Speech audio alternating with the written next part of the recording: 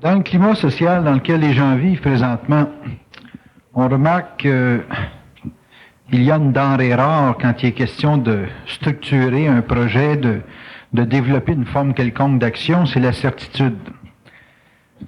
Évidemment, les gens qui doivent agir ou prendre des décisions rapides sont souvent confrontés aux doutes, aux tensions des autres. Nous recevons maintenant Bernard de Montréal ce soir pour nous parler du transfert de la certitude. Bernard de Montréal.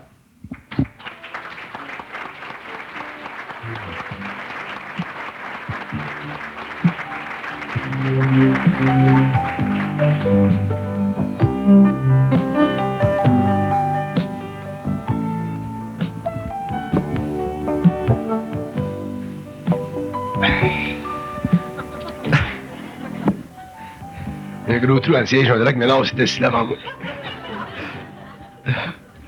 J'en ai un également sur le mien.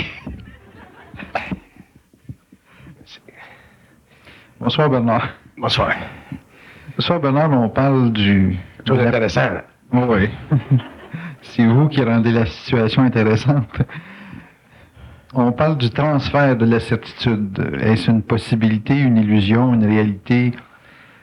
Est-ce qu'il est possible pour un individu qui dispose naturellement dans sa vie d'une grande certitude dans ce qu'il pose comme geste, comme décision dans la vie, est-ce qu'il est possible de transférer cette certitude-là dans les mêmes formes, dans les mêmes champs d'action à des gens qui l'accompagnent? C'est un peu l'atmosphère de la première partie. Évidemment, moi je me pose la question, est-ce que ce qui est naturel chez un individu peut être représenté ou revécu par d'autres comme dans une condition naturelle? Vous disposez d'une certitude. Est-ce que vous pouvez, par un médium quelconque, transférer cette certitude? Est-ce que c'est une réalité?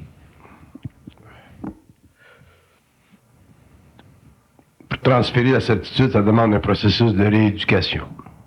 De rééducation. Oui, il faut rééduquer l'individu à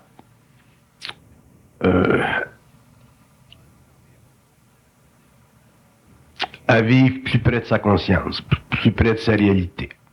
C'est un processus de rééducation dans le sens que l'homme vit sa conscience sur le plan de la personnalité. Il ne vit pas tellement sa conscience sur le plan de sa personne. Donc, il est très loin de son centre de gravité. Puis, la certitude, dans le fond, c'est la transposition dans l'action d'une vibration, qu'on soit inconscient ou conscient, d'une vibration qui passe à travers l'âme, qui se manifeste à travers l'ego, et que l'ego est capable d'accepter avec un certain degré de facilité. Dans la mesure où l'ego a beaucoup de sécurité, dans la mesure où l'ego a un centre de gravité très développé, ou une conscience, ou qu'il est plus près de sa conscience réelle, la certitude est plus facile, est plus atteignable. Pour répondre à la question, si on veut ou on doit la transférer, il faut rééduquer la personne, il faut rééduquer l'homme, il faut lui faire reconnaître et comprendre que la certitude, c'est le point de focalisation de son intelligence. Il y a des variantes là-dedans, là. C'est évident que les hommes peuvent être certains à différents degrés. Mais la certitude, c'est le point de focalisation de l'intelligence. Quand tu es intelligent, la vibration passe. La certitude, c'est la conséquence de cette prise de conscience-là. Je dis que l'homme doit être éduqué, au sens qu'on n'est pas éduqué à être certain. Parce qu'on est éduqué à vivre nos perceptions, nos opinions, nos états de conscience mentale ou émotive en fonction de la conscience de la race. Donc, plus on agit en fonction de la conscience de la race ou des valeurs de la conscience de la race, moins on agit par rapport à notre centre de gravité, par rapport à cette émission vibratoire de l'intelligence, parce que l'intelligence est une vibration. Et plus on a tendance à colorer cette vibration, donc la diminuer dans son intensité, la diminuer dans sa focalisation, de sorte qu'on perd de la certitude. Et si on perd trop de certitude dans la vie, on diminue nos chances d'atteindre ce qu'on pourrait appeler les hauts niveaux de performance. Il y a des gens qui ont une certaine certitude ou qui ont une grande certitude, qui ont des hauts niveaux de performance, mais ils sont inconscients. L'être humain conscient peut avoir des très hauts niveaux de performance aussi, qui sont moins colorés que chez l'être inconscient, de sorte que les conséquences sont pas aussi néfastes. Mais ça demande toujours, pour l'être conscient, puisqu'on parle de l'être conscient, ça demande toujours une capacité de dépasser les limites psychologiques de la conscience individuelle par rapport à la valeur relative que lui impose ou que lui ordonne la conscience de la race. Vivre en dehors de la conscience de la race, c'est un tour de force pour l'être humain. Quand vous parlez d'être conscient qui développe une certitude, est-ce que vous sous-entendez que cet individu-là a une certitude exclusivement fondée sur sa personne? Il y a l'être conscient a une certitude exclusivement fondée sur sa personne, alors que l'être inconscient a une certitude fondée sur sa personnalité au détriment des autres personnalités. Un être humain inconscient qui vivrait sa certitude la vivrait au détriment. C'est pas nécessairement un détriment évident, mais il y a un détriment quelque part au cours de l'expérience, qui éventuellement, je vous donne un exemple là pour ramasser ça. Si on prend la certitude scientifique, la science atomique, les déchets radioactifs, donc la certitude scientifique au niveau de la méthodologie, la recherche, le développement, on l'a. Puis, mais cette certitude, elle est vécue au détriment de la population, de la sanité matérielle de la population, par le fait même qu'on n'est pas capable de se libérer des détritus radioactifs qui viennent de cette recherche certaine de la science mécaniste. Donc, dans la certitude inconsciente de l'homme, il y a toujours des conséquences néfastes pour d'autres personnalités parce que cette certitude n'est pas basée sur de la conscience. Elle est basée simplement sur une performance psychologique.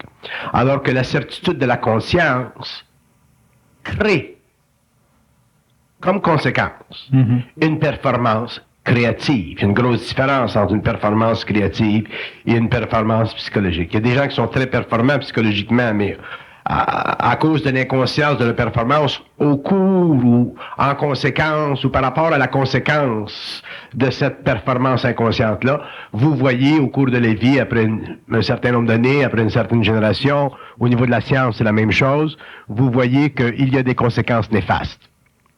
Tandis que chez l'être conscient, la conséquence de la performance créative, elle est toujours ascendante. Il n'y a pas de conséquences néfastes. Donc, la distinction là, est importante entre les différentes certitudes, une étant subjective, l'autre étant objective, une étant reliée à la personnalité et ses fondations psychologiques, et l'autre étant reliée à la personne et ses fondations psychiques. Donc, la façon dont je le comprends, c'est qu'il semble y avoir deux sources de certitude. Il y a deux aspects, deux caractéristiques particulières. Une venant d'une certaine domination de la personnalité, l'autre venant d'une certaine présence de la conscience à travers la personne. Bon, maintenant, si on demeure dans l'aspect de la conscience, la certitude que l'individu acquiert dans sa vie, est-ce que c'est quelque chose qui est parti à zéro et grandi, ou c'est quelque chose qu'il a acquis avant son incarnation, ou qu'il a avant son incarnation, et qu'il exprime dans son incarnation? La certitude, c'est une vibration qui part du plan mental, qui passe à travers le plan astral, donc qui passe à travers l'âme. Et il y a des âmes qui sont plus aptes à vivre la certitude que d'autres parce qu'elles ont moins d'insécurité foncière que d'autres. Où il y a certitude, il y a une certaine sécurité. Où il y a incertitude, il y a insécurité. Mais ça, c'est relié à la nature de l'évolution de l'âme. Au cours de l'incarnation ou suite à l'incarnation, l'âme que tous les gens ont est sujette en plus à des facteurs extraordinaires, c'est-à-dire des facteurs culturels, des facteurs de conditionnement quelconque. Donc, vous pouvez avoir une âme qui serait capable de vivre une grande proximité avec la vibration de son esprit, mais à cause de l'incarnation, le caractère de l'incarnation, la nature, les influences parentales, les influences sociales, la personne pourrait perdre cette certitude-là. Donc, on vient au monde avec une certaine capacité, et cette capacité-là peut être accentuée et peut-être aussi infirmée, dépendant du conditionnement qu'on vit sur le plan matériel. C'est pour ça que lorsque nous parlons de conscience, nous parlons de reprise de contact avec soi-même, c'est-à-dire de réétablissement du partnership, si vous voulez, entre la source, qui est l'esprit ou le double, la conscience mentale, l'âme et l'ego. C'est une reprise. Il faut que l'homme reprenne contrôle de cette énergie qui fait partie de ses centres psychiques, qui fait partie de la fondation de son être, et ainsi de suite. Est-ce que quand on vit dans un temps donné une certitude et que quelques années plus tard, on ne vit plus de la même certitude, est-ce que c'était une certitude fondée sur la psychologie, la certitude inconsciente, ou ça pourrait être une possibilité d'avoir vécu une certitude en contact avec notre mental qu'on a perdu à cause d'un conditionnement social? Une certitude mentale, une certitude psychique, une certitude qui vient de la conscience ou qui vient un certain état de rapport étroit avec la source, c'est une certitude qui n'a pas de variation. Elle est toujours constante. Oui. Okay. La vie peut amener l'homme à varier sa certitude, mais la certitude elle-même, elle est toujours présente. Vous pouvez pas perdre de la certitude quand vous êtes conscient. C'est une permanence. La certitude, c'est la présence, dans le fond, c'est la présence de notre esprit à travers l'âme, à travers l'ego. C'est comme la présence, la permanence de l'intelligence dans l'homme. C'est ça de la certitude ultimement. Donc, l'homme peut pas la perdre. Quels que soient les événements qui se produisent dans sa vie, il va travailler en fonction de ces événements-là. Il va traiter ces événements-là d'une certaine façon, mais la certitude, c'est le fil électrique qui le connecte toujours à sa source. Et ça, ça devient le siège de sa permanence, ça devient le siège de sa créativité ascendante, ça devient le siège de sa grandissante liberté, ça devient le fil conducteur qui l'amène ultimement à être en contact avec d'autres niveaux d'énergie encore plus subtils qui font partie de la conscience des cellules, dont la projection du corps éthérique est un aspect fondamental. Bernard, souvent les gens, quand ils vivent psychologiquement une certitude, ils ont tendance à être sûrs d'une vérité, à être sûrs d'une forme. Et pendant des années, ils vont s'accrocher à cette vérité ou à cette forme et être presque des missionnés, là, des gens missionnaires de la situation. Est-ce qu'un être conscient, quand il vit une certitude, il est encadré aussi par une forme dans laquelle il vante les mérites? Le point que vous faites est très intéressant, parce que c'est justement là que se situe la différence. La certitude psychologique, elle est toujours fondée sur une relation plus ou moins étroite avec une certaine forme de vérité. C'est ce qui la caractérise. Mm-hmm. On peut prendre des éléments extrêmes là, de certitude. Je veux pas nommer des gens ou des groupes en particulier, là, mais bon, prenons un terroriste. Le terroriste vit une certaine certitude basée sur une certaine valeur relative du vrai ou du faux en fonction de son conditionnement social, de la mémoire de la race. Témoin de Jéhovah vit une certaine certitude, ainsi de suite. Bon, alors, ces certitudes-là sont basées sur des valeurs relatives. Tandis que l'être conscient ne peut pas vivre sa certitude en fonction de valeurs relatives ou de valeurs psychologiques ou de formes psychologiques. La certitude est basée simplement sur sa capacité d'appointer exactement la dose d'énergie créative nécessaire à un événement fonctionnel par rapport à son expérience. Donc, quand on est surconscient, on est sûr d'une vibration, de la façon... Quand on est surconscient, on est certain conscient, on est certain par rapport à une vibration, on n'est pas certain par rapport à la valeur psychologique de la forme. D'ailleurs, c'est probablement un des aspects les plus troublants de l'être conscient, c'est que l'être conscient n'étant pas prisonnier de la forme, n'étant pas envahi par la forme, devient dans un sens, toujours un être prêt à mettre en initiation des êtres. L'être inconscient, qu'il soit d'un certain niveau ou d'un autre, va toujours mettre des êtres en initiation parce que plus il devient conscient, moins sa certitude est basée sur la valeur de la forme. Et quand il est très très conscient, il n'est plus basé sa certitude sur la valeur de la forme, elle est basée sur la faculté créative de sa vibration. Et c'est ça qui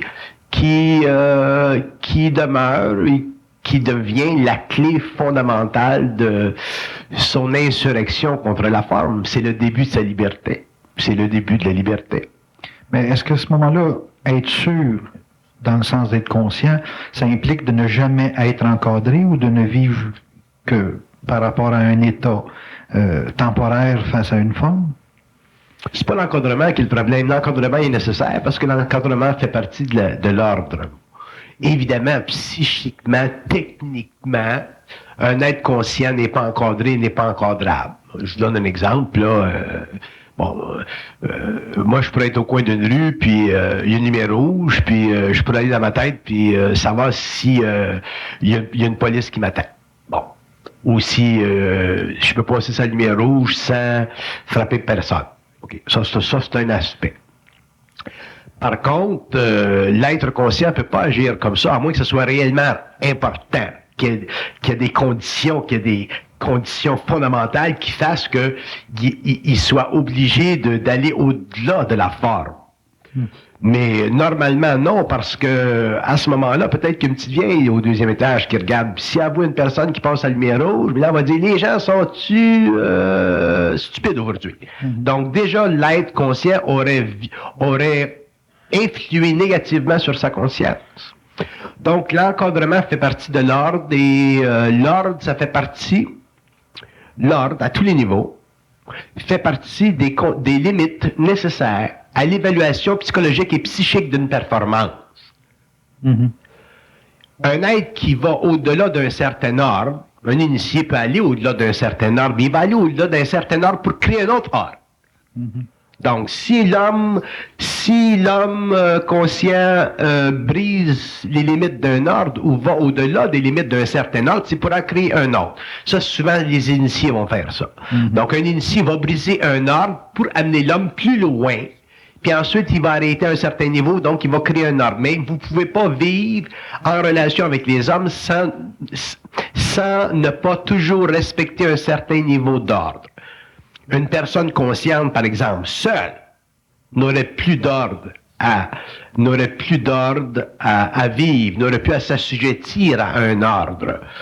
Parce que son action n'est plus conséquentielle. Autrement dit, il n'affecte plus personne. Mais dans la mesure où l'être affecte quelqu'un, il est obligé de respecter un certain ordre. Et une des raisons pour laquelle dans le monde aujourd'hui ça va tellement mal, c'est parce que les êtres humains qui sont inconscients ont l'illusion de vouloir dépasser les ordres ou l'ordre des choses et automatiquement ils créent un désordre parce qu'ils ne sont pas capables de remplacer l'ordre même s'il est limité.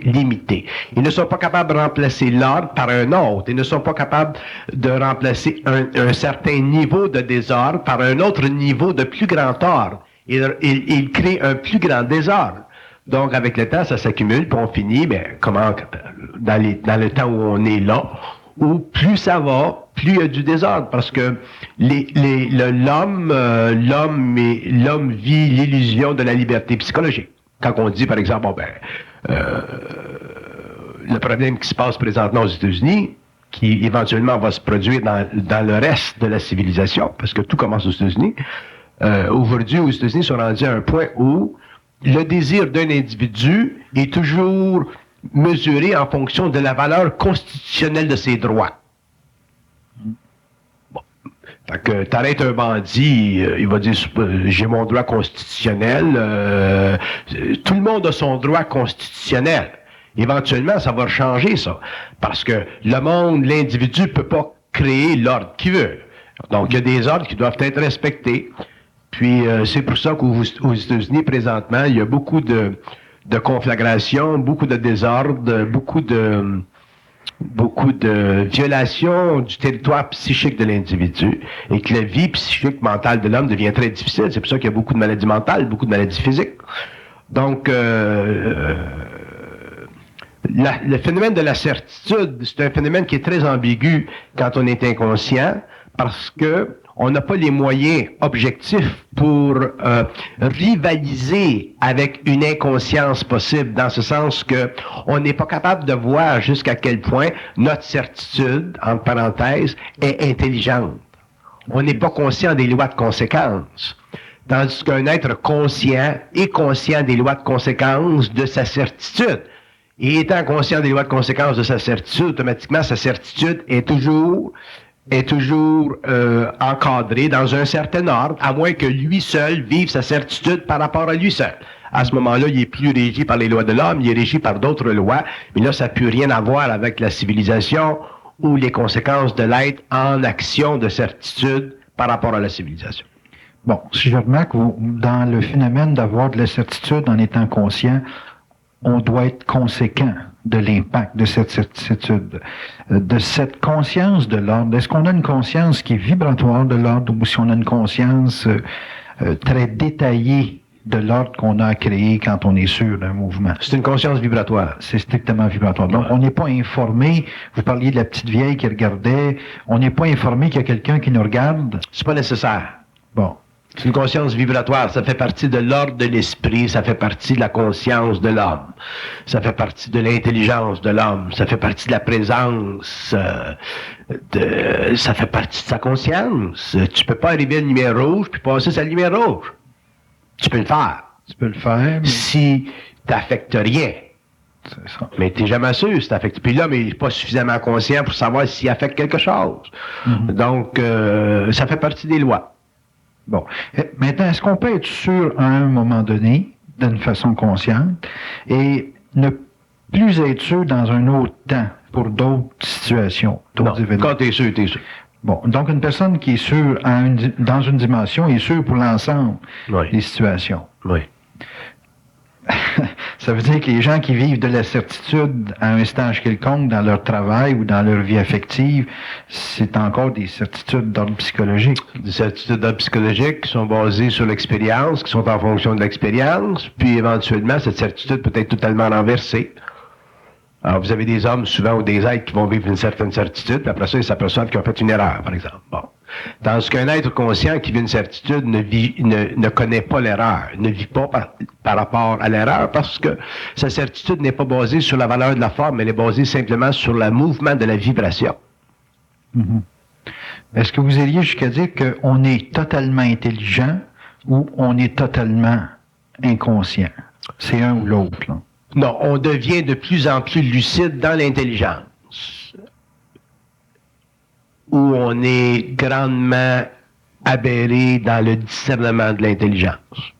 Si on prend un être humain, par exemple, normal, un être humain, un être humain évolutif qui est très intelligent, là, disons qu'il est très intelligent, là, bonne éducation, tout ça, là, très intelligent, même si c'est pas de bonne éducation.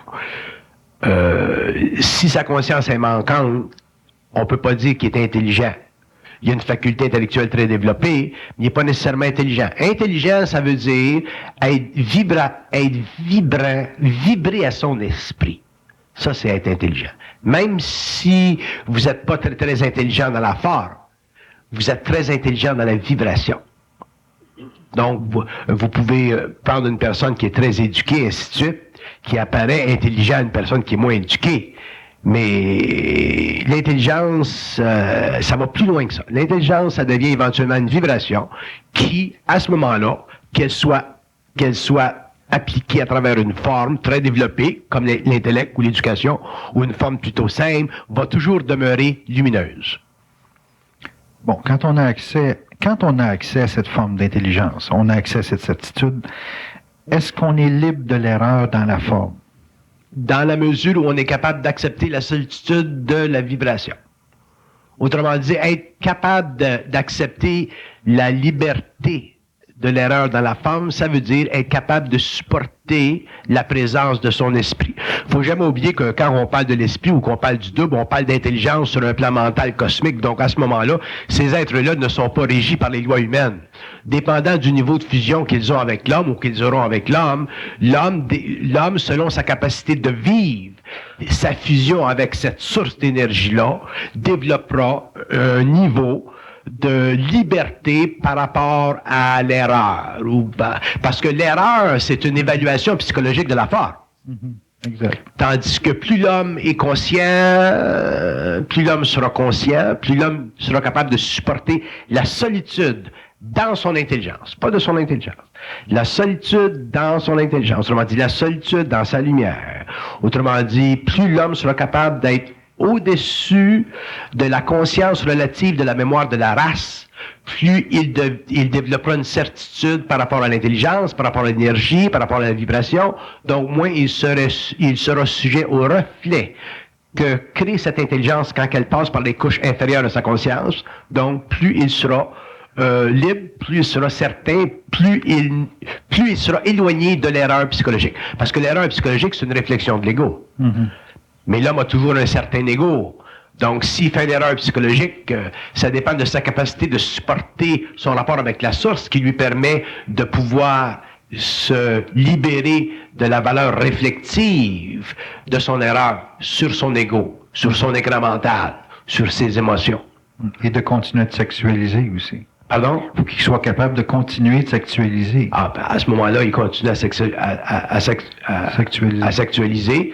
Puis s'il est rendu à un certain niveau, mais la source va l'amener un petit peu plus loin, puis un petit peu plus loin, puis un petit peu plus loin, puis un petit peu plus loin. Puis c'est ça que j'appelle l'initiation solaire. C'est amener l'homme le plus loin possible, jusqu'à temps qu'il soit capable de tout intégrer ça. Bon, on parle souvent d'initiation solaire dans le processus de la certitude. Et puis, qu'est-ce que l'esprit initie principalement dans la vie d'un individu? Quand un individu, pour la première fois de sa vie, prend conscience du fait qu'il existe un esprit, qu'il existe un double ou qui prend conscience qu'il y a un développement de conscience. Quel est l'élément dans lequel il peut s'attendre à être le plus initié? C'est quoi que l'esprit initie dans ses premières phases? Dans ses premières phases jusque dans ses dernières, l'esprit va l'initier à détruire en lui toute forme de croyance pour le libérer de la valeur de la forme. De la valeur de la forme. Ouais. On pourrait dire que l'initiation solaire, c'est la destruction intégrale cosmique de la croyance de l'homme sur la Terre. En tout. Est-ce qu'il y a des formes ultimes ou des valeurs ultimes? Des valeurs qui, on peut dire qu'exemple, lorsqu'on a détruit la valeur dans telle forme, je sais pas, de la divinité, la politique, la croyance en quelque chose dans l'homme, est-ce que ça serait à ce moment-là de dire qu'une fois qu'on a franchi ça, c'est la dernière valeur qui restait à se dégager, à se libérer? Est-ce qu'il y en a une en particulier? Non, parce que la croyance, c'est l'enveloppe des valeurs. La croyance, c'est un gros glad bag. Dans la croyance, là, c'est un phénomène psychologique et un phénomène psychique, la croyance. Dans la croyance, vous avez tout. Vous avez la divinité, la politique, l'amour. Vous avez tout. Toute l'expérience de l'âme ou des âmes sur la Terre, toute l'expérience de l'humanité depuis des millénaires, toute la conscience que l'homme peut avoir des lois occultes ou invisibles, toute la conscience de l'universel, c'est tout d'un glad bag. Ça, c'est de la croyance. Puis la croyance... c'est totalement détrimental à la conscience humaine. L'homme ne peut pas être intelligent s'il croit. À ce moment-là, dans une fusion, dans un processus d'initiation solaire, l'homme sera amené automatiquement à la destruction de la croyance. Donc, à l'élimination de la valeur relative par rapport à la conscience de l'ego. Ça ne veut pas dire l'élimination de la valeur en tant qu'ordre, mais de la valeur relative. Donc, par exemple, un homme qui aurait une certaine conscience, puis qui aurait un frère qui serait très spirituel, qui irait à l'église à tous les dimanches, si ça ne fait pas partie de sa vibration d'arriver à un certain niveau de conscience, l'homme conscient sera obligé de respecter le fait que cet homme-là va à l'église de tous les dimanches. Autrement dit, c'est un ordre, parce que quand tu es conscient, tu es obligé de respecter les ordres, l'ordre de l'homme ou l'ordre de l'humanité. Sans ça, tu crées du désordre terrible. Parce que la conscience, dans le fond, c'est toujours pour toi-même, c'est jamais pour les autres. Ouais. Mais dans l'initiation solaire ou dans le processus de fusion entre l'homme et le plan mental, l'élimination de la croyance est fondamentale. Moi, je dirais que l'initiation solaire sur la Terre, c'est la destruction de la croyance. Et l'initiation astrale sur la Terre, c'est le développement de la croyance. Donc, l'involution, c'est le développement de l'initiation astrale sur la Terre jusqu'à la fin du 20e siècle. Puis l'initiation solaire, c'est la destruction de la croyance. La destruction, il va s'organiser pour le faire croire. Dans le sens que cette certitude-là, il va simplement la vivre pour lui-même, les autres... Il va la vivre pour lui-même, puis en parlant à l'homme, il va mettre l'homme en vibration. C'est évident qu'un être conscient a un certain niveau vibratoire d'intelligence, donc il va mettre l'homme en vibration. Si l'homme est réceptif à cette vibration-là, ben l'homme peut partir de là, puis grandir dans sa conscience, par lui-même, et ainsi de suite. Mais il ne pourra pas grandir dans sa conscience par rapport à un système de croyance. Parce que l'homme psychologique qui croit, donc qui vit une certitude dans sa croyance, a tendance à se donner une mission par rapport à l'autre. Oui, parce que quand vous vivez une certitude psychologique par rapport à votre conscience, vous vivez la manifestation astrale de votre intelligence. Autrement dit, vous vivez l'expérience d'âme. C'est l'âme qui vibre. Puis l'âme, quand elle vibre toujours de la crainte. Donc, un homme qui impose de la croyance à un homme, il transfère toujours chez lui sa propre crainte. Si l'homme demande à un être de le croire, il se crée un allié astral. Okay. C'est quasiment, ça fait partie, loin, sur les plans subtils, ça fait partie de la manipulation de la magie noire. Entraîner une personne à croire, surtout quand on parle des choses importantes, là, des choses de l'esprit, on parle pas d'un verre d'eau, là, on parle de... Amener quelqu'un à croire dans des idéologies, à croire dans des idées, à croire dans des aspects surtout occultes de la réalité, c'est s'engager de façon subtile dans la méthodologie ou l'idéologie de la magie noire. Quand une personne est consciente et qu'elle dispose d'une certitude, elle se manifeste avec intensité, mais j'ai de la difficulté à voir... Elle n'a rien à prouver. Elle n'a rien à prouver. Ça, c'est la caractéristique. Moi, une personne consciente n'a rien à prouver, prends-les pas, bonjour. Elle ne s'engage pas avec l'autre. Elle peut s'entretenir avec l'autre, si l'autre a une certaine vibration, mais elle ne va pas la lier. Ça, c'est la caractéristique. Ouais. Et totalement, elle va avoir tendance à toujours rendre l'autre indépendante en esprit, autonome. Aucune démagogie. Aucun besoin de s'affilier à une autre personne pour supporter notre propre insécurité.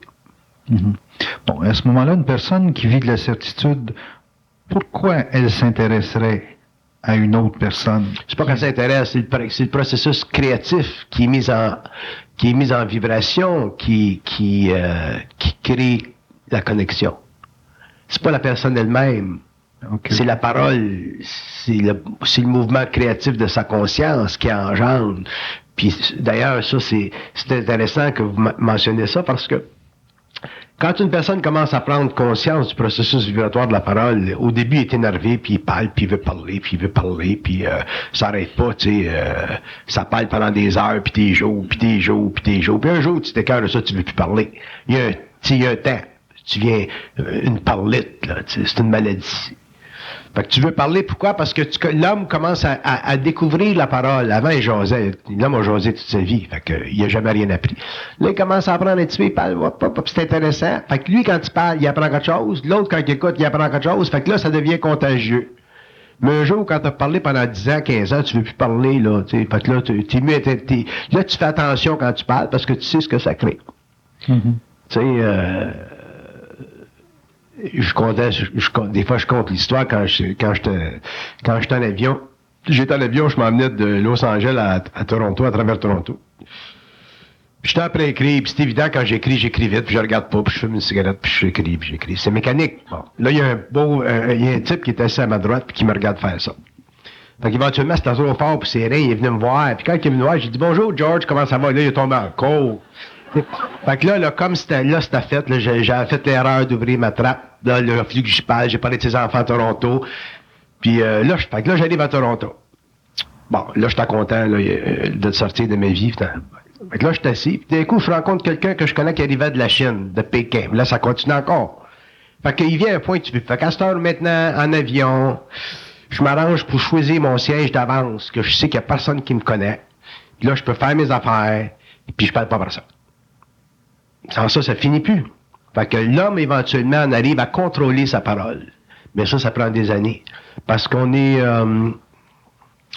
on a perdu tellement le pouvoir de la parole qu'on a perdu la mesure de pouvoir se sonder soi-même. Parce que la parole permet de te sonder toi-même.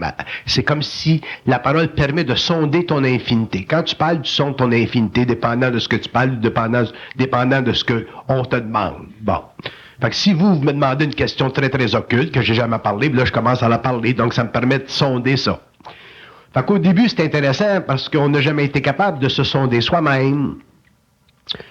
Puis, mais avec le temps, quand on est habitué à se sonder, mais éventuellement, on ne va plus se sonder. Fait que là, on contrôle la parole, puis on s'arrange pour parler quand c'est nécessaire. Comme là, j'ai rencontré Michel Richard et son mari hier, au restaurant. C'est terrible, tu sais. Fait que, elle est bien fine, puis tout le monde est bien fin, moi, oui. Mais je magnétise tout le monde, tu sais. Je veux pas inviter le monde chez nous. Moi, je suis pas intéressé à rencontrer des artistes chez nous, tu sais.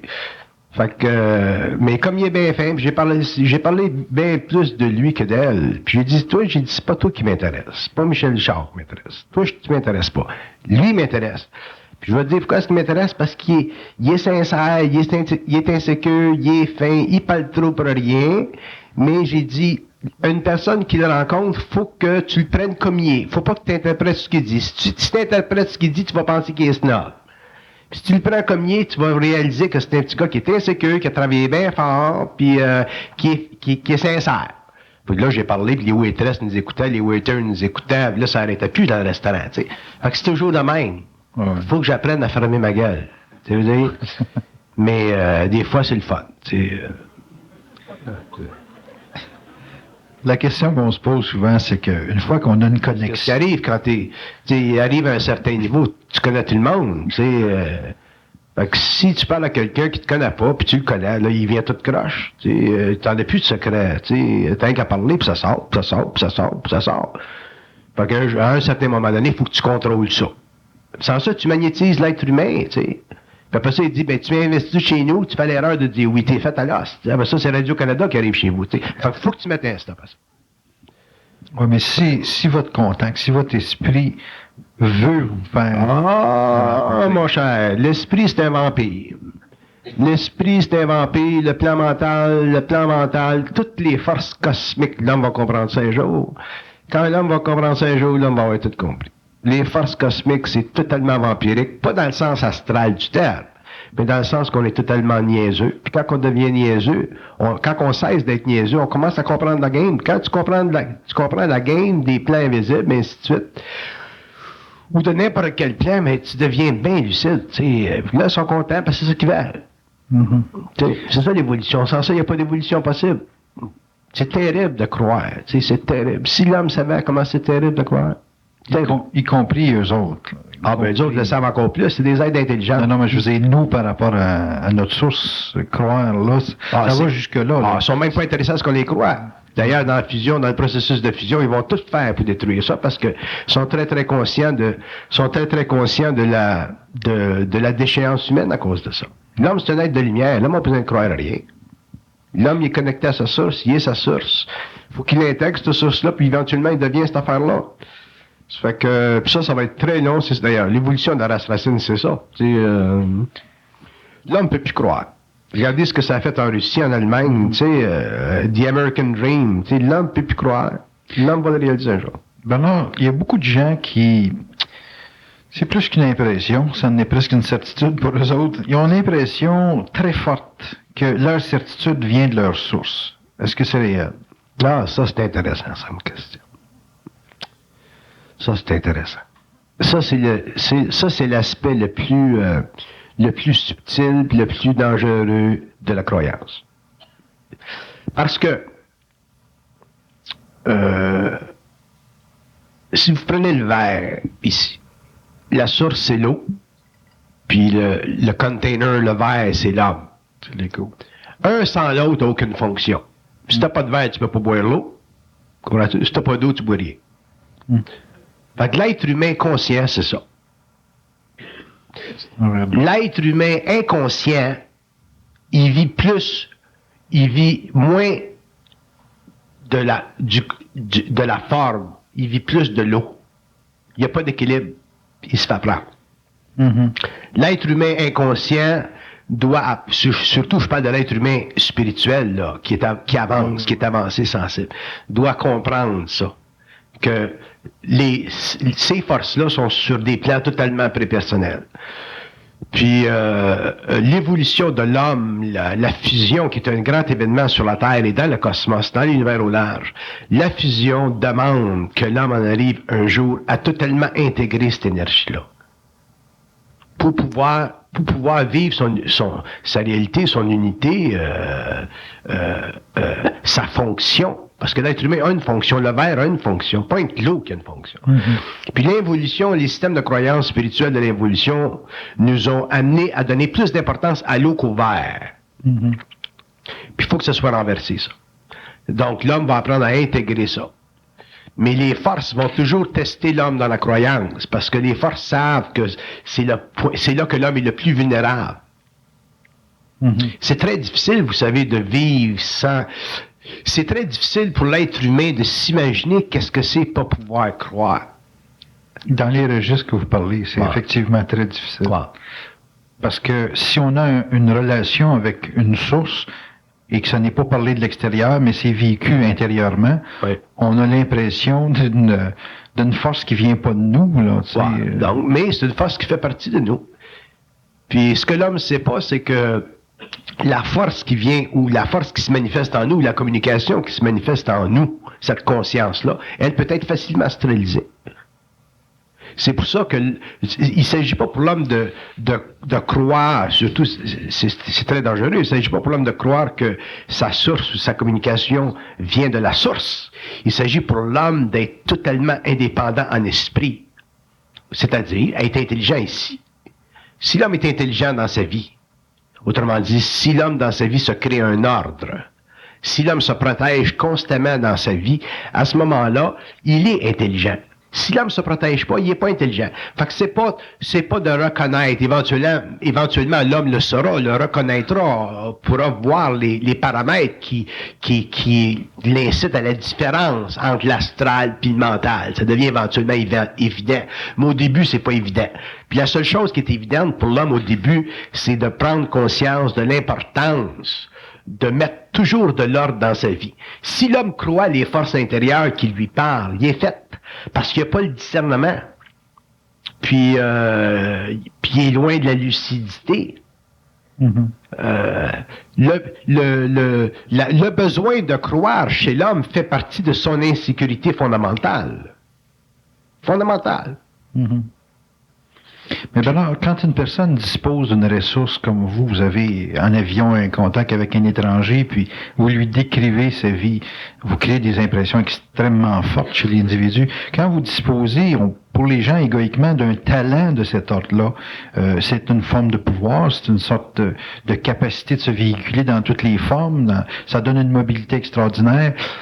Il n'y a pas une responsabilité d'être, je dirais, créatif par le fait de disposer de cette relation-là avec la source? Mais vous l'êtes.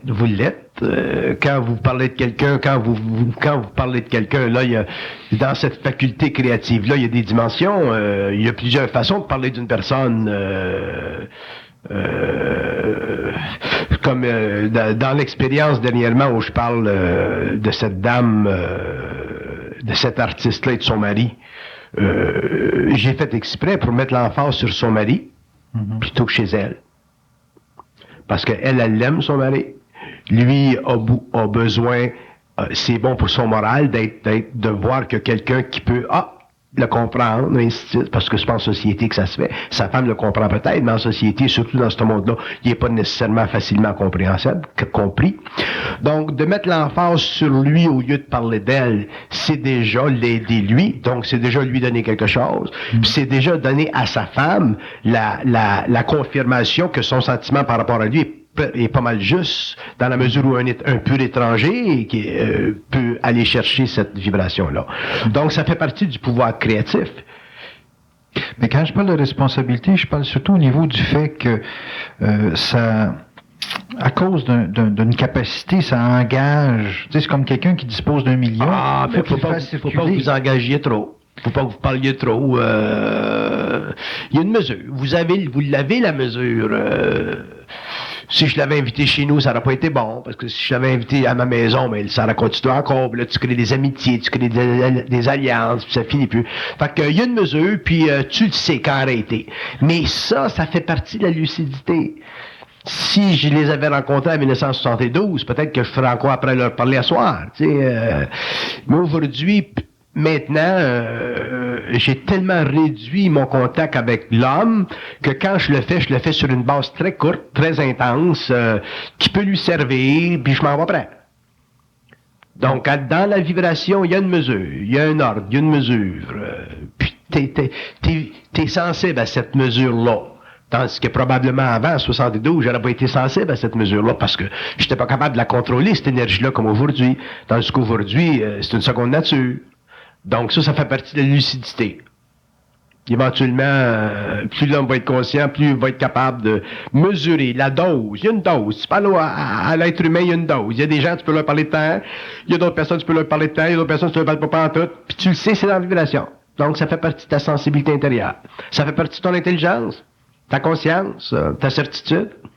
Ça ne s'établit pas sur un paramètre quelconque. Ça varie avec chaque individu. OK. Chaque individu. Est-ce que ça dépend de la fonction que vous avez à véhiculer avec la personne? Ça dépend de ce que vous avez à vivre avec. Quand vous êtes rendu à un point, en tout cas comme moi je le suis, où j'ai plus d'intérêt à rencontrer l'homme en privé, parce que je veux vivre ma vie privée avec ma femme puis ma fille, ma famille, à ce moment-là, mais tu crées des barrières, tu crées des limites, tu doses ton langage. Tu doses la mesure de ce que tu es capable de révéler de ces personnes-là, parce qu'il y en a plus de limites. Tu peux connaître n'importe qui à distance ou proche. Donc, ça fait partie de ton intelligence de contrôler ça. Puis c'est ça la lucidité. OK. Une grande certitude, ça donne beaucoup d'autorité, beaucoup d'intensité. Est-ce que c'est la famille, est-ce que c'est un noyau de vie intime qui nous protège d'un débordement quand on dispose de cette intensité? Est-ce que c'est l'unique ou le seul moyen de contenir cet élément? Dans l'évolution actuelle où l'homme vit une conscience mentale en contradistinction avec une conscience spirituelle, oui. Dans une conscience mentale, l'homme a besoin d'être engagé dans un cadre très personnel, très près de lui, avec lequel il est complètement en harmonie pour pouvoir contenir toute cette énergie-là. Sinon, cette énergie-là va se diffuser dans le monde. Moi, si j'étais pas marié, j'avais pas une famille là, qui est très nécessaire à ma vie, même en tant qu'initié, je pourrais pas contenir cette vibration seule. Fait que probablement que je me créerais des groupes. Peut-être que je serais devenu un gourou, un gouzou ou quelque chose. Faut que tu parles. Tu peux pas parler au mur, tu peux pas parler à ton chien. Fait que dans une famille, dans un noyau familial où tu as une femme ou un mari, ainsi de suite, là, avec lequel tu es capable d'engendrer cette énergie, n'importe quand, à ce moment-là, ben, elle est contenue, cette énergie-là. Puis quand tu as besoin de la véhiculer à l'extérieur, tu la véhicules à l'extérieur, mais ça te donne une capacité de revenir à un point de focalisation très intense qui est ta famille. Puis, donc, ta famille devient essentielle. Pendant l'évolution, les initiés qui vivaient des initiations astrales très spirituelles n'avaient pas besoin de famille parce qu'ils étaient mariés aux forces, puis on finit toujours dans des cul-de-sac. Mais dans l'évolution, l'homme conscient, l'initié solaire, aura besoin d'une relation étroite avec une personne ou un certain nombre de personnes qui ne seront pas greffés à la masse des personnes avec lesquelles ils peuvent être en contact pour pouvoir se continuer à véhiculer cette énergie-là. Parce que quand tu as une conscience mentale, tu ne fais pas de méditation, puis t'es tellement conscient des lois occultes des forces, t'es tellement conscient des forces, ta haine des forces est tellement grande que t'es pas intéressé à faire de prière, puis t'es pas intéressé à méditer, t'as dépassé tout ça.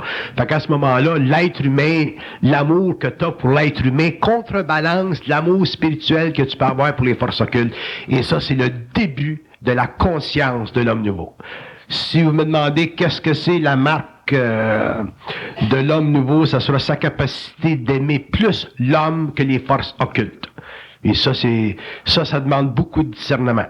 Surtout pour un être humain qui a été violé pendant des millénaires dans sa conscience, qui a vécu une conscience expérimentale, qui a jamais compris les mystères, qui a jamais pu connaître les lois de l'origine des mondes, des temps. L'homme n'a rien su. Donc, tout ce qu'il a su, ça a été par symbolisme, par parabole, ainsi de suite. Donc, l'homme a été réellement violé depuis la coupure avec les circuits universels. Et revenir avec les circuits universels, mais c'est beaucoup d'énergie, puis il y a besoin de quelqu'un, un ami, ou une femme, ou un mari, ou quelqu'un de très près, avec lequel il peut échanger constamment, tant qu'il veut, mais dans une très, très grande harmonie. Sinon, l'homme va avoir tendance à socialiser cette énergie-là. Puis à ce moment-là, à créer des groupes. D'ailleurs, la raison pour laquelle les hommes qui ont une certaine vibration spirituelle sont toujours amenés à créer des groupes et des religions, c'est parce qu'ils sont pas capables de contenir cette énergie-là. Ils sont pas capables de balancer une force cosmique avec l'amour qu'ils ont pour l'être humain. Et un jour, quand l'homme ne croira plus, l'homme comprendra que la plus grande importance de l'intelligence sur une planète, que ce soit la Terre ou que ce soit une autre planète, c'est la capacité de se libérer complètement de l'affection que l'on peut avoir pour les mondes intemporels. Parce que les mondes intemporels, ce sont des mondes impersonnels, prépersonnels. Ce sont des mondes qui sont régis par d'autres lois. Vous ne pouvez pas demander à des morts d'agir comme nous autres, de penser comme nous autres, de sentir comme nous autres. Et vous ne pouvez pas demander à des êtres dans le monde de la lumière de sentir comme nous autres, puis d'être comme nous autres. Nous autres, l'homme est sur la Terre parce que l'homme fait partie de la 7e fondation. Le plan astral, c'est une autre fondation. La 5e fondation, la 4e fondation qui fait partie d'un autre ordre. Puis le plan des doubles, ça fait partie de la première fondation universelle. Donc, ce sont des mondes qui sont totalement différents, mais qui ont une relation étroite de construction et d'évolution ensemble. La fonction de l'homme, c'est de comprendre ces lois-là, d'intégrer ces forces-là, de se libérer des forces astrales, rentrer en fusion avec les forces de la lumière, autrement dit, devenir intelligent, créatif, et pouvoir finalement perpétuer sa lumière sur un plan, d'abord matériel, et ensuite sur un plan éthérique. Pour ça, l'homme ne peut pas avoir aucun amour, sentiment pour les forces spirituelles. Un des grands problèmes que j'ai présentement avec le livre que j'ai publié pour les Américains, c'est que les Américains disent toujours qu'est-ce qu'ils pensent, M. Bernard, de l'amour? Les éditeurs nous reviennent toujours avec ça. What does he say about love? What's his position on love?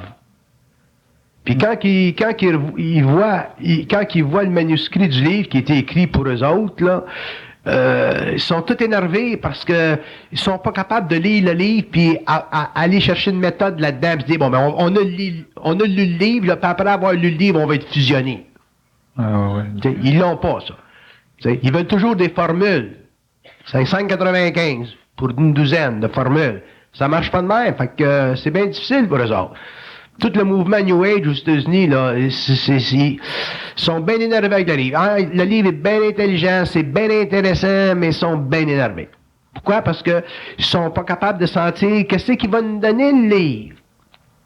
Ça fait que là, l'éditeur est obligé d'écrire une introduction là, pour le livre, pour que ça soit un petit peu plus palpable pour eux autres. T'sais. Fait que c'est pas un cadeau. Fait que si j'écris pour les Chinois, c'est encore pire. Les Japonais, c'est encore pire. Il faut que j'écrive pour chaque peuple. T'sais, les Allemands, ils ont une certaine mentalité. Les Italiens, une autre mentalité. Les Français, une autre mentalité. T'sais, tu peux pas écrire un livre pour tout le monde. Il y a une vibration différente. Fait que puis les Américains, je les ai accrochés en ketchup. C'est l'amour, la spiritualité, love thy neighbor. Fait que là, je leur ai rentré dans le plexus solaire. Puis Saint-Donat. Fait que... Mais Bernard, quand un individu vit seul et puis qui vit de cette intensité, est-ce que, vous me parlez tout à l'heure là, il a tendance à socialiser et à faire des groupes. Est-ce que des relations avec des amis, ça peut substituer une vie de couple pour pouvoir canaliser cette intensité? Des relations avec des amis, ça peut substituer une vie de couple temporairement, mais éventuellement, il n'y a rien comme une vie de couple. Il n'y a rien comme un couple. Quand même, ça sort ton chien. Tu sais, un couple, c'est un couple. On peut pas communiquer avec un chien. Bon, ben, supposons que t'es capable. Là. Je fais Alexis. Tu sais, t'envoies des petites vieilles, là, des petites vieilles de 65 ans, 70 ans, ils ont leur chien, ils ont leur toutou. Ils sont bien mieux avec le toutou qu'avec un ancien mari. Tu sais, ils sont bien avec leur chien. Bon, ben, c'est un couple. Bon.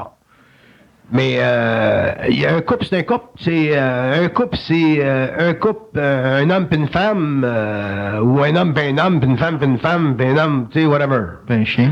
Un homme pis un chien, tu sais, une femme pis un chien. Un couple, c'est un couple. Un couple, c'est l'intimité psychologique d'une vibration intelligente qui se permet de distribuer facilement entre les deux partenaires l'impression d'être mutuellement respectueux de l'intelligence de l'autre. C'est ça un couple.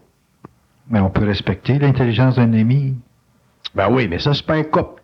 Mais ça se rapproche. Mais un ami, c'est un ami. Un ami, c'est un petit peu en dehors d'un couple. Est-ce que tu peux pas vivre indéfiniment avec un ami. Un ami, un jour, il va falloir que tu fasses un couple avec. Comment tu dirais, bon, mais je l'aime bien, cette fille-là, c'est mon ami. T'sais, un jour, vous allez vous frotter les doigts ensemble, puis il va y avoir de l'électricité qui va produire, qui va se passer, fait qu'elle va rentrer dans ton orbite, ou tu vas rentrer dans le sien, ça va former un couple. Tu sais, un couple... un couple, c'est une appartenance? Un couple, c'est la création psychologique d'un ego qui se permet, à travers et en relation avec un ego, de supporter un niveau d'intelligence qui est le sien par rapport à un autre niveau d'intelligence qui est l'autre, dans une fonction d'harmonie qui fait en sorte que l'intelligence de un est mise en échec par l'intelligence de l'autre pour qu'un fasse pas l'erreur. C'est ça un couple. On va retourner à l'école. Mais pourquoi mise en échec? Parce que tu peux pas être intelligent tout seul. Surtout si tu es contacté, surtout si tu as un contact intérieur, tu peux pas être intelligent tout seul. Tu sais, quand un gars te dit, là, le Christ me parle, là, il est fait à l'os, tu sais. Okay. Tu sais, t'es plein d'évangélistes, le Christ leur parle, là. Il faudra qu'ils regardent qui c'est qui leur parle. Fait que ça va loin l'affaire. Tu peux pas être intelligent tout seul. Fait que oublie ça, être intelligent tout seul. Oublie ça. Okay. Que tu sois initié, pas initié, oublie ça, être intelligent tout seul. Puis sais-tu pourquoi? Parce que être intelligent, la raison pour laquelle tu peux pas être intelligent tout seul, c'est parce que l'énergie de l'intelligence est une énergie descendante, mon cher. Puis l'énergie, il faut qu'elle circule puis qu'elle remonte. Puis elle remonte à travers l'autre. Fait que si elle descend en toi, puis qu'elle remonte pas à travers l'autre, t'es fait à l'os. Tu peux pas être intelligent tout seul. Fait que quand je parle de couple, je parle d'unité, d'union, de relation avec une autre personne, que ce soit un couple, là, là, ou que ce soit un chum, ou que ce soit un partner, mais tu peux pas être intelligent tout seul. Tu sais, je donne tout l'exemple de la petite femme là qui est dans sa cuisine, là, qui fait de la soupe au pois, puis elle est bonne, là, puis là, son mari qui est un PhD, qui est un ingénieur, là, puis un jour, ils font un party, puis il y a des businessmen qui viennent à la maison, puis la petite femme est dans sa cuisine avec son elle regarde du coin de l'œil ce qui se passe dans le salon, là. Puis elle a pointé, elle l'a vu, le gars, là, que son mari a dit, bon, mais à soir, là, il y a un homme d'affaires qui vient, il est bien intelligent, bon, on peut faire des affaires. Puis quand que le party est fini, la petite femme, elle va dire à son mari, ingénieur, intelligent, PhD, Université de Montréal, là, elle va dire, lui, là, je le trosse pas. Mm-hmm.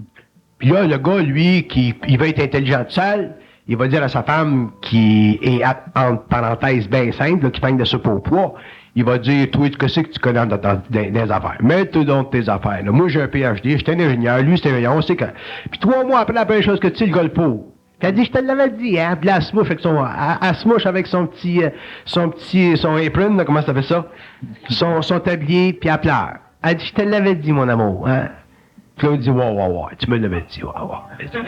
Tu peux pas être intelligent de ça. Puis la première chose que l'homme va apprendre, je parle de l'homme conscient, là. La première chose que l'homme nouveau va apprendre, c'est que la femme a un rôle à jouer dans son évolution, dans sa vie, elle a un rôle extrêmement important, puis il va réaliser que la femme a une sorte d'intelligence que l'homme n'a pas, puis s'il ne va pas la chercher, il est fait à l'os. Merci, Bernard.